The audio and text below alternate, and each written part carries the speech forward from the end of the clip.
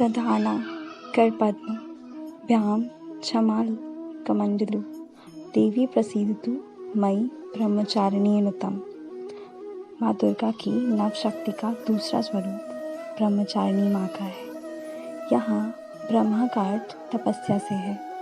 माँ दुर्गा का यह स्वरूप भक्तों और सिद्धों को अनंत फल देने वाला है। इनकी उपासना से तप, त्याग, वैराग्य, सदाचार और संयम की वृद्धि होती है।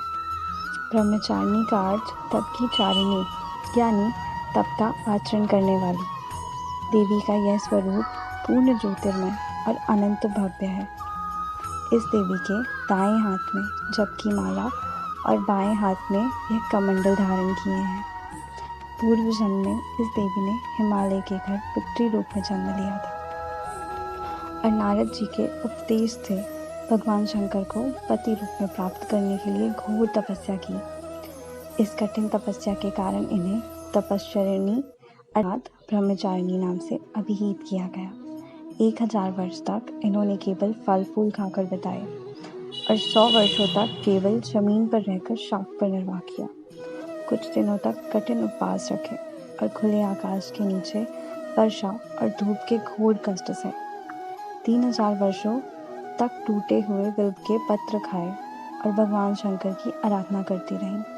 इसके बाद तो उन्होंने सूखे बिल्व पत्र खाना भी छोड़ दिया। कई हजार वर्षों तक निर्जल और निराहार रहकर तपस्या करती रहीं। तब पत्तों को खाना छोड़ देने के कारण इनका नाम अपर्णा पड़ गया। कठिन तपस्या के कारण देवी का शरीर एकदम क्षीण हो गया।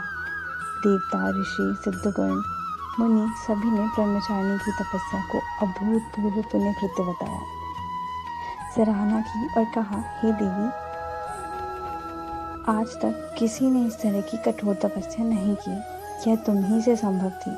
तुम्हारी मनोकामना परिपूर्ण होगी और भगवान चंद्रमौली शिव जी तुम्हें पति रूप में प्राप्त होंगे। अब तपस्या छोड़कर घर लौट जाओ। जल्द ही तुम्हारे पिता तुम्हें बुलाने आ रहे हैं। इस देवी की कथा का सार यह है कि जीवन के कठिन संघर्षों में भी मन विचलित नहीं होना चाहिए। माँ ब्रह्मचारिणी देवी की कृपा से सर्वसिद्धि प्राप्त होती है। दुर्गा पूजा के दूसरे दिन देवी के इसी स्वरूप की उपासना की जाती है। माँ ब्रह्मचारिणी आप सबकी मनोकामनाएं पूर्ण करें। नवरात्रि की और कथाएं सुनने के लिए like, share and subscribe to my channel. See you soon.